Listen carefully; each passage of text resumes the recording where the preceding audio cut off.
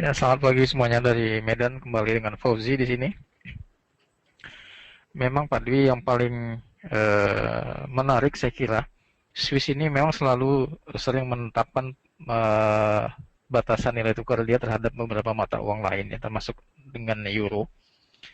Eh, Nanti barangkali kalau ada pertanyaan demikian dari customer atau dari klien, salah satu penyebab kenapa Swiss ini seringkali mau mematok nilai tukarnya adalah karena di Switzerland ini likuiditas perbankannya memang sengaja untuk menjaga nilai aset para deposan dari berbagai negara, ya.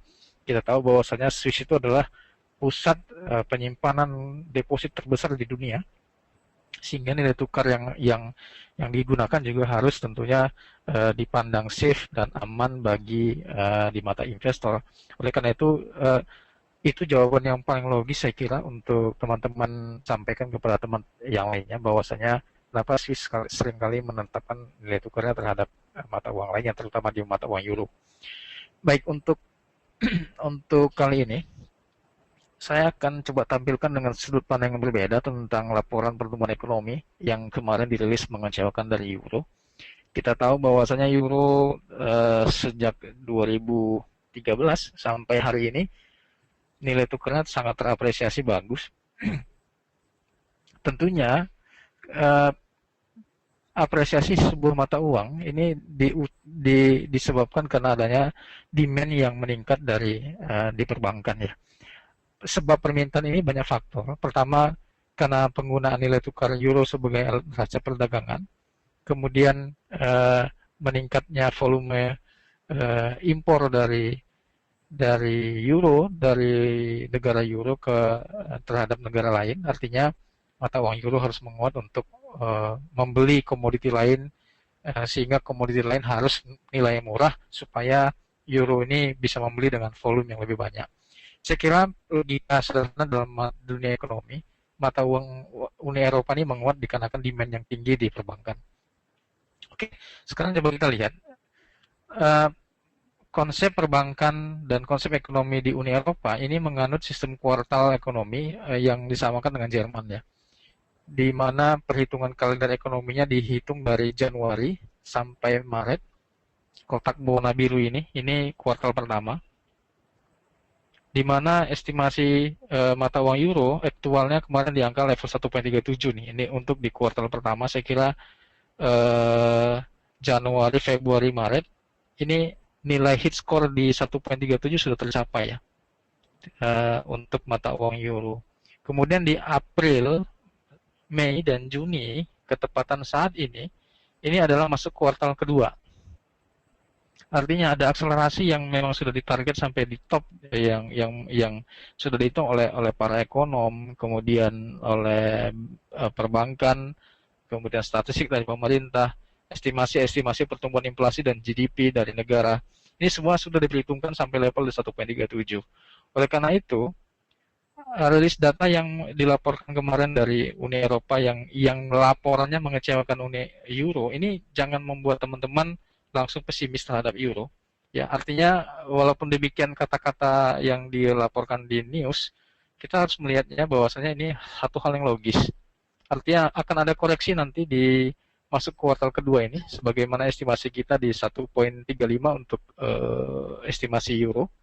Kemudian di kuartal ketiga, Juli, Agustus, September, estimasi kita juga euro akan di level harga 1,32, artinya di bawah level estimasi koreksi 61,8 Fibonacci expansion, ya. Saya menghitungnya sejak 2012 Pak Dwi, di mana 2012 bulan Juli ini terakhir penurunan pelemahan euro, kemudian terapresiasi. Saya menghitung 3 wave-nya dari 1, 2, dan 3 di sini. Target di 61,8 dia capai, sampai di 1,4489 ini tidak dia kejar, ya, tidak dia sampai, walaupun di sini ada estimasi kemungkinan 1,44 ini adalah nilai apresiasi euro lebih lanjut. Namun dengan adanya laporan ekonomi yang kemarin dirilis sedikit tidak begitu memuaskan banyak pihak, saya kira ini akan ada koreksi besar nanti, di mana divergennya juga sudah terlihat dari teknikal, ya. Artinya dua candles konsekutif ini sudah menyentuh support. Sekali lagi untuk closing Mei, bulan Mei 2014 ini saya kira ini akan mendominasi tekanan euro lebih lanjut ke 1,35. Pak Di, sebelum saya lanjut ada komentar. Iya, menarik sebetulnya di Euro kemarin, kalau nggak salah, ECB menyatakan bahwa kecenderungan untuk pelemahan euro ini ada kebijakan di bulan Juni, Pak. Sedangkan untuk jangka panjang terlihat juga euro masih dalam level terapresiasi. Ini gimana, Pak? Iya, bulan Juni ini adalah suatu kalender fiskal kuartal kedua ya. Kuartal kedua artinya persiapan semester kedua untuk di Euro ini dihitung dari bulan Juli, Agustus, dan September. Saya kira wajar kalau misalkan setiap setengah tahun kemudian ada evaluasi dari perbankan untuk keputusan dari kebijakan moneter itu, Pak Di. Cuma saya tidak mau spekulasi dulu. Yang jelas apa yang terlihat di real di market, ekor atau shadow dari kenaikan euro sampai 1,40 kemarin ini tidak ditutup harganya di atas 1,4050. Saya kira ini adalah satu deviasi bias yang cukup dipandang menyebabkan reaksi kepercayaan orang untuk euro ini sudah tertahan ya. Artinya volume apresiasi mata uang euro ini sudah terbatas di 1,40 sebagai batas resisten.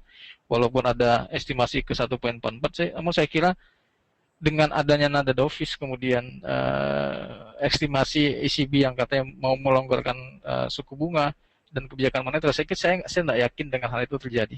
Ya, itu hanya sebagai pendingin dan penggondusip supaya masyarakat tetap memiliki kepercayaan kepada perbankan, bahwasanya perbankan juga mampu. Namun saya kira nanti akan jelas kita lihat berita dari Amerika Serikat, di mana harga-harga konsumen, barang-barang konsumen itu meningkat ya Pak Di. Nanti kita lihat ke sana. Oke, lanjutkan Pak. Oke, kemudian ini dari Jepang, bahwasanya permintaan safe haven yang meningkat katanya kemarin, meleset ini yang menyebabkan yen ke 101,50 lagi. Teman-teman sekali lagi yang terjebak, bahwasanya realita di market, bahwasanya formasi pattern untuk yen ini adalah flag ya. Ini sempurna banget flagnya. Saya kira support ini sudah berulang kali dites tidak break ya. 1, 2, 3, 4 sudah 4 kali ini rejection pattern untuk support di yen di 100. Kenapa demikian? Karena Jepang ini memiliki politik dumping policy ya. Dumping policy ini teman-teman jangan lupa bahwasanya jika ekspor Jepang ini mengalami penurunan, dia bisa saja menaikkan harga barang dalam negeri. Nah, jika impornya terlalu tinggi, dia bisa saja merendahkan harga barang dalam negeri. Ini yang dilakukan oleh Jepang. Namun poin kedua adalah pajak ini akan tetap dinaikkan, yang menyebabkan dalam jangka panjang yen akan melemah. Saya kira ini poin pentingnya. Kenaikan pajak yang dipatok oleh Shinzo Abe dan Kuroda ini akan menyebabkan pelemahan yen untuk jangka panjang. Saya kira ini adalah poin penting teman-teman harus perhatikan, sehingga ini ada estimasi untuk kuartal kedua, 3, dan 4. Kita lihat dulu. Di Jepang, negara Jepang ini menggunakan tahun fiskal untuk pemerintah di bulan April. Namun perusahaan dan media lainnya ini melaporkan tahun kuartal fiskal itu dari Januari. Kita menggunakan di bulan yang pemerintah pakai ya, di bulan April, di mana bulan April, Mei, dan Juni ini kuartal pertama, di mana target 101 dan 102 ini kisaran flat harga untuk yen-nya ini benar-benar nilai rata-ratanya di 102 ya. Ini untuk di yen. Kemudian masuk kuartal kedua, Juli, Agustus, dan September. Ini nilai rata-rata yen-nya juga di angka 102, sehingga support flag untuk di 101,50, 101,60 ini adalah peluang untuk beli kembali mata uang dolar terhadap yen. Artinya kita jual yen terhadap dolar. Ya, buy USD yen berarti buy dolar dan sell yen.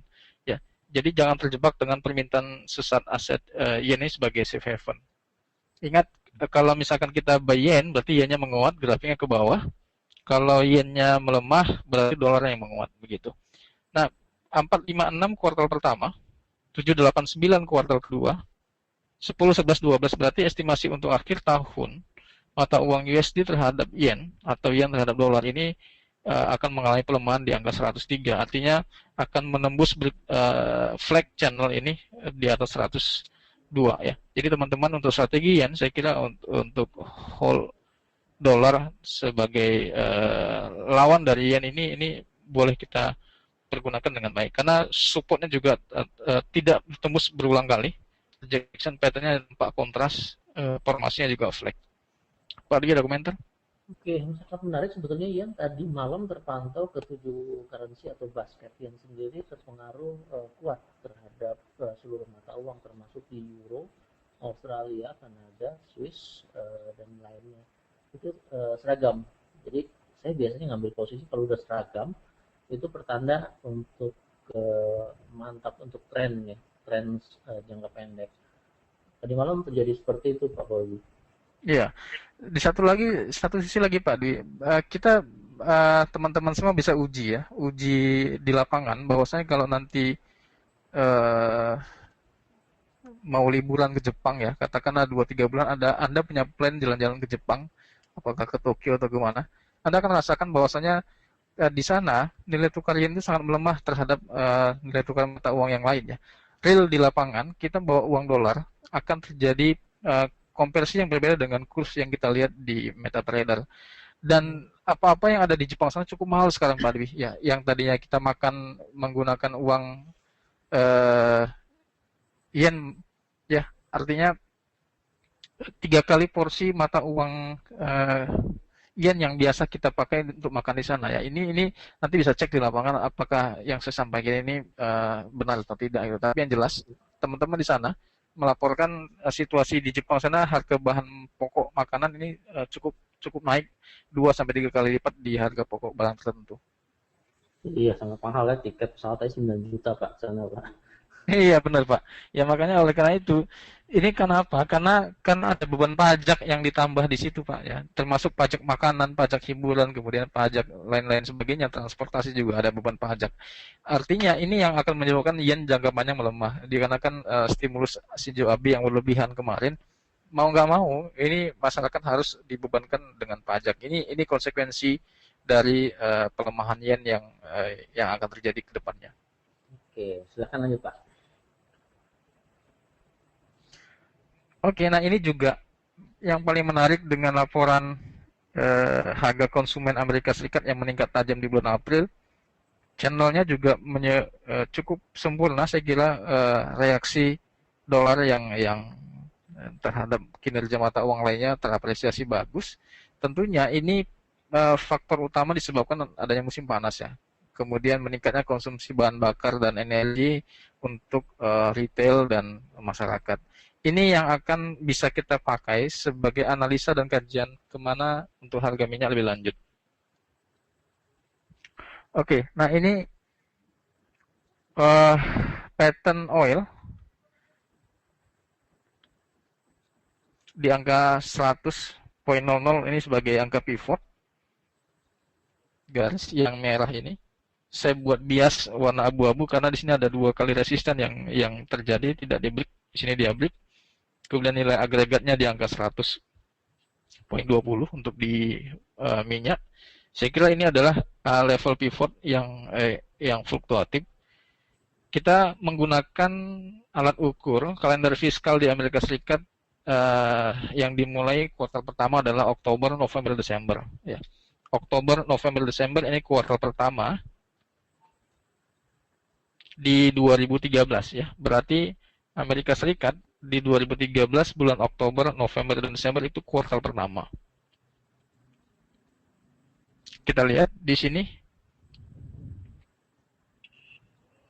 Oktober, November, Desember ya. Nilai rata-ratanya juga di angka 100, kemudian turun naik lagi sampai di Desember hampir di 102. Kemudian Januari, Februari, Maret itu kuartal pertama angka 102 sudah dia capai, ini sedikit, kemudian terfluktuasi lagi. Nah, April, Mei, Juni, sekarang bulan Mei, berarti Amerika sekarang di kuartal ketiga ya, tahun fiskalnya.